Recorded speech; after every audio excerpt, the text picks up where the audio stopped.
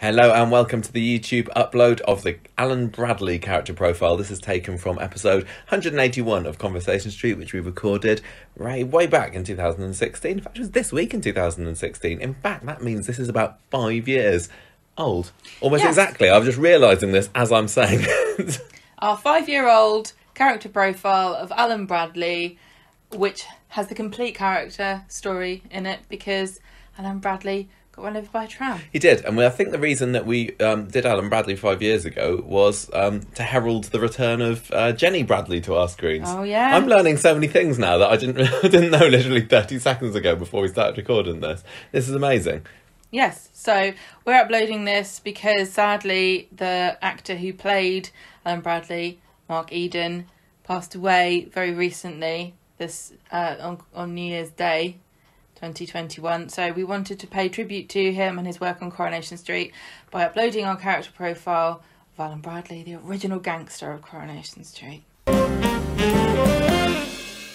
It's a classic character profile, and this week we're doing Alan Bradley. We're going from nasty piece of work Alan in current Coronation Street to an even nastier piece of work Alan back from the 1980s. One of Corrie's original Alan's big villains. Such an evil name. I know, my dad's called Alan and he's lovely. Alan Bradley. So he was born on the 20th of July 1939 and died on the 8th of December 1989 in probably one of Coronation Street's most iconic death scenes. He had been married to Pat Bradley and had one child, Jenny Bradley. Heard of her? She was born in 1971. Beautiful and talented Jenny Bradley. Alan first appeared on the 15th of January 1986 and died, last appearance, on the 8th of December 1989, having played Alan having been in the show for 223 episodes, and he was played by Mark Eden. That's a good name. I like that name, Mark Eden. Kind of to the point, isn't it? He sounds very British and like you could leave him in charge of things, but also maybe he has a fanciful streak. I don't know, it's just a name, innit? You've got no romance in yourself. You told me I was not romantic, what, 10 minutes ago? No, you're not. You're an awful person. So he'd been in Coronation Street before. Now here's Alan a Bradley bad name. along. Wally Randall. Wally Mark Eden Randall played. sounds like some kind of disgusting act that you could be arrested for in Victorian Britain. Well, he was. Has he been touching your Wally Randall again? He played some slot machine businessman in 1981, and he attracted the attentions of Elsie Tanner. But people all forgot about that, I'm sure, by the time he came around again. In 1986, he made an appearance as Alan Bradley. Now, 1980, before, obviously... He was in when he was still Wally Randall. When he was a different person. He decided he was fed up of being married to Pat. He craved a single life and left her in the lurch. And her and Jenny moved up to Leeds, divorces Pat, lose contact with them. Now, the first we see... This is the birth of Jenny from the block. Yes, 30 years ago, in fact, as we said. So we've met Jenny when it turned out that Pat had been killed in a road accident, and Alan is told about this by social services. They hunt him down. And Jenny at that time was being fostered by Rita, and she was kind of unwilling to leave when Alan came round to pick her up. Rita decided, look, I'm a family woman, it's best to rebuild bridges with your dad. So Jenny did, and they went and when he then moved back to Weatherfield, she went to move and live with him. Now, Alan and Rita started getting a little bit closer because he was still a good guy back then, I think, basically. They started a relationship. Oh no, he wasn't a good guy at all. He was a two-time philanderer. He went off with that Gloria Todd. She was the one that we, when we went to the Corrie Fest, and they had the actress there who played her. So, nasty Alan already from the start. Gloria and Rita eventually realised they were being two-timed, so Rita gives them the chance to pick one or the other. What a doormat! I know. Look, I'd be like, which one do you want? Because you're not having either of us. Exactly. Well, he'd already been dumped by Gloria at that time, so Rita's like, oh, right, you come back with me then. What? Very forgiving. Bet she would get She wouldn't do that now, on. I'll tell you that for nothing. In September, Alan lost his job, but then he got another one in Liverpool. And also that involved 3 months in Dubai, which is quite forward-thinking for 1986. Isn't it? And Rita says, I should go for it. Yeah, so he had a few months off the show and came back in 1987, only to find that Jenny had been involved in a crash with Rita's car. With Martin Platt. they kind of tried to make out that Martin had been driving, and then Jenny admitted actually it was her, and I don't think she was supposed to be driving, naughty girl. Rita didn't press charges, and Alan was so pleased that he proposed to her. He was just like, have you ever been so relieved that you just proposed marriage to somebody? What happened to Alan Bradley? But Rita's happy the way they are. I think after the whole marriage with Len turned sour, she must have thought that let's just carry on, and I'm not going to buy into this whole marriage thing, as probably a lot of divorced couples do. Anyway, Alan moved into number 7 with them, and he started busying himself with modernising the cabin, which kind of got Mavis and all which aflutter. hasn't changed since 1987. They've probably still got some of the games from there, haven't Probably, they? So yeah. dusty. Anyway, Mavis worried that she was going to be ousted, and Alan showed his sort of mean side. Willie. Yeah. No. He showed his Wally Randall. He showed his bad Check out side the when size of my Wally Randall and tell me what to do. I don't think so. he threatened Derek when Derek confronted him about trying to get rid of Mavis. But anyway, Alan was still determined to wed Rita, and he did what any man would do in that situation by just booking the marriage without letting the bride know. Good strategy. Surprise wedding. Some call it rape. Well, I don't know because I haven't seen the episode, but he basically takes her off to the register office all dolled up, and then when she gets there, she realises, hang on a minute, who's getting married here? Oh, it's us. That would be so funny. It saves you the trouble of having to organise the wedding, doesn't it? Know, it's like, yeah, but I wanted to pick my outfit. Well, she was still wearing something. Rita's nice, a very I'm sure. practical woman. She wouldn't be so sentimental. Well, sure. she didn't like the idea in the end. She was She like, went back "What the heck home. are you doing? I'm going back home." What a stupid man. In October that year, Jenny went across to France and came back with a fiancé of her own called Patrice, and Alan refused to give them his blessing. But anyway, Jenny ended up kissing some other boy, and Patrice dumped her. Poor Patrice. Alan got a new job in 1988, fitting burglar alarms, and before long he'd set up his own business, Bradley Securities Limited, and Rita had said, OK, you can use Len's old building yard as your base. Alan, in that summer, threw that offer back in her face by leaving her for one of his clients. So Rita kicks him out of the yard and demands back the money that she'd loaned him. He was back with Rita by November, though, planning to set up a shop without any financial backing from her, just to show that he could do it and he didn't need her money.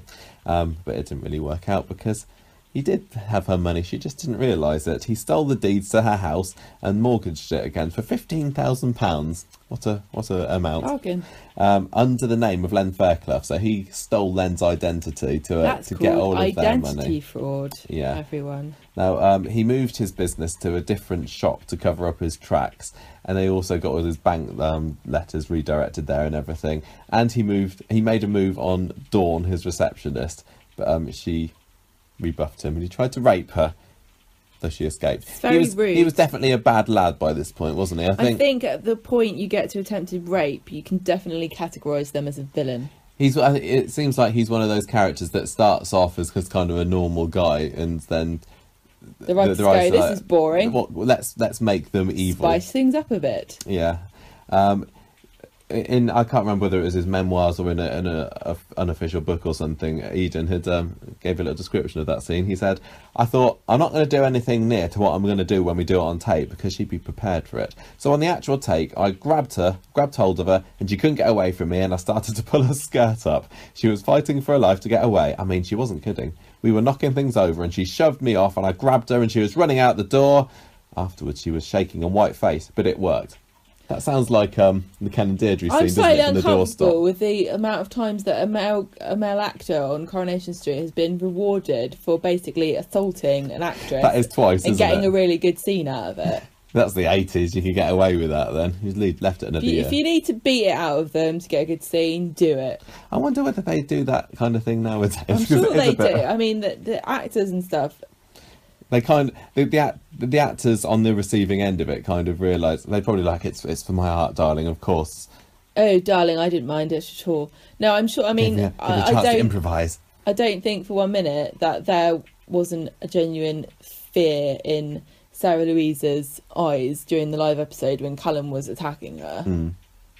Yeah, I wonder that. I mean, must That's have the been sort of so thing. carefully choreographed. But though. you can imagine, though, she probably did have bruises and scratches on her. Yeah, you're right. So anyway, Dawn goes off and tells Rita everything about it. So Rita heads off to the Building Society to find out exactly what Alan had been getting up to. She says, look, Len Fairclough died 6 years ago or so. I'm being had, basically. Alan lashes out at Rita when he finds out about this, tries to suffocate her with a cushion. Very violent scenes for Coronation Street, I think. But luckily, Jenny and Martin returned in time to disturb him, and he escaped. Tried to escape the country, but he was arrested, charged with deception, ABH. And yeah, that is definitely the end for him and Rita.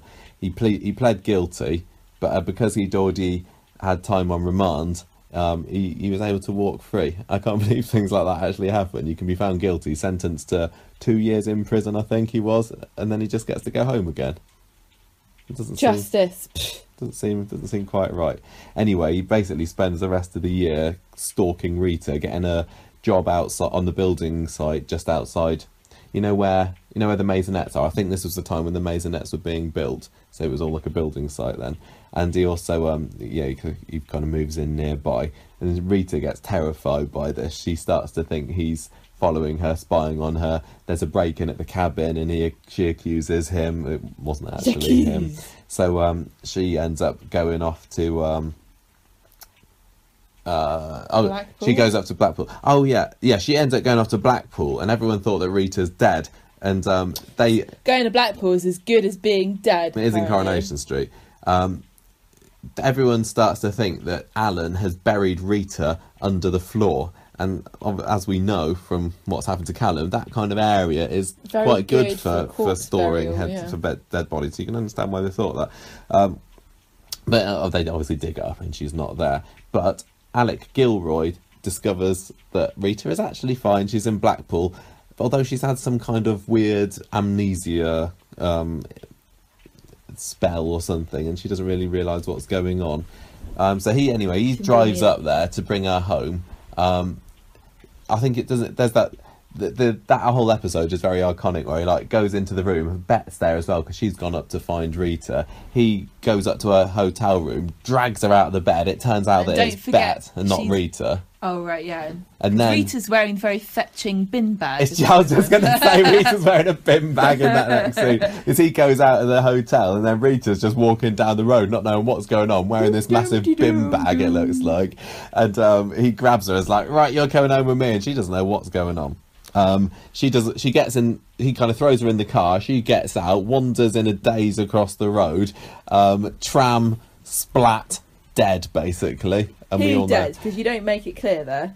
Alan, of course, not bin bag Rita. Not bin bag Rita. And that's such a brilliant stunt woman scene, isn't it? She's like dodging across, dodging the traffic.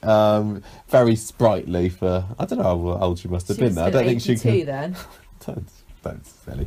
I don't think she could have done it now, basically. But that's probably like top 10 at least iconic Coronation Street scenes, isn't it? Definitely one of the most well-known deaths. And I think because of back then, I mean, nowadays deaths in Coronation Street Two a penny. I was going to say 10 a penny. But back then, this is like must have been so exciting to happen. I think there was a quote from Eden later where he says how many viewers it got, like 26 million viewers watched that amazing. Scene. But it is. Viewers have been quite good this week for Coronation Street. They got the highest since they've got the highest since the live episode on Monday for some reason. Did they? Yeah, so he is dead. And that's the end of the Alan Bradley saga. So miserable going back to work. They're like, just put Coronation Street on and see someone else having a crap time. Shortly after the episode was aired, somebody put a plaque up in the area where it was filmed saying, "Alan Bradley the sham got knocked over by a tram." Poetry, that's rhymes. rhyming. But then it wasn't until another 20 years later when an actual official blue plaque was put up there by Mark himself to mark the famous scene. And in England and Great Britain, we do like blue plaques to commemorate things. Something happened here. Although generally it's somebody died or somebody was born. Or sometimes it's somebody lived here as well, isn't it? Yeah. We've got one just down the road where Jane Austen lived for a little bit. We'll have one. She liked Southampton. I know she did. We're going to have one that says Conversation Street was broadcast here. Recorded here. You can't really broadcast it because it's up when to I the press that internet. upload button, that's me That broadcasting. broadcasting, Yeah, is it? that's what I call it. Yeah, it makes me sound more important than I actually am. Put it on your CV. We've got some quotes from Eden. He's had loads to say. I've come near death in various films and television series, but it's a very strange experience watching your last moments being filmed. Coronation Street is at its best at times of high drama, but I was only allowed to film Alan's last moments running away as they insisted on a double for the scene under the tram wheels. I gather 26 million viewers watched those final moments. Then I got a bit about, they wanted to give him something interesting to do because the character was kind of going nowhere, and they were a bit disappointed to have to lose an actor of his calibre because he'd done loads of stuff before Coronation Street, but thought the storyline would be worth it. What else have I got? He's married to Sue Nichols now, who plays Audrey, so he's still kind of still part of the Coronation Street family. In the family. Yeah. He's had a couple of theatre and TV roles since then. He's been in Doctors, he's been in Casualty, and he was in Adventure of Space and Time, which was that Doctor Who, the thing that they made for the Doctor Who anniversary of This Is How It Was Set Up, like they did for The Road for Coronation Street. He played one of the BBC producers there, and I can't remember whether I recognised him or not in that. That was the last, well, according to Wikipedia, that was the last TV role that Mark Eden had on. So he's taking it easy now, I think. He's retired. He's written his memoirs and written a couple of plays as well. Although he has said he'd like to do a Dirty Den and come back from the dead. And I think actually comparing him to Dirty Den is quite a good. They're kind of equal. What about JR? I don't know about Dallas. He kind of the same kind of gritty, nasty. I mean, I don't know very much about Dirty Den, but just kind of the look of him from EastEnders. Yeah, but he came back from the dead, didn't he? Thank you, Gemma. We don't sing that theme tune on this podcast. He came back from the dead because they wanted to boost the EastEnders ratings or something, and then it all kind of went a bit wrong. And they said, I want to bring back Alan Bradley from the dead, but we did get to see his dead body on the track, so it would make it rather difficult. When Dirty Den died, didn't he get shot and then fell into a river or something and got washed away? I think he got hit over the head with a spanner and then buried under the granny annex. No, you're thinking of somebody else, like Callum. Anyway, so we are not going to see any more Alan Bradley, which is a shame because I'd like to see what he's getting up to now and how he might be interacting with Jenny Bradley. Be very interesting. So there we go. I think we've kind of done all of the main Corrie bad guys now as character profiles. Kind of sad that that's the end of an era, but I'm sure there'll be more to come. Callum will join the ranks one day when we look back at him. But, I think back then, again, like I said, they didn't have quite so many. These days we had like Richard Hillman, who's like the biggest one, Tony Gordon, and every few years, isn't there, there's a big kind of business guy who tries evil business guy who tries to emulate Richard Hillman, I suppose. But back then, if you think the late 80s, Alan Bradley is the one that stands out, and so I think he's always going to be quite iconic. Shouldn't be forgotten. That is the saga of Alan Bradley.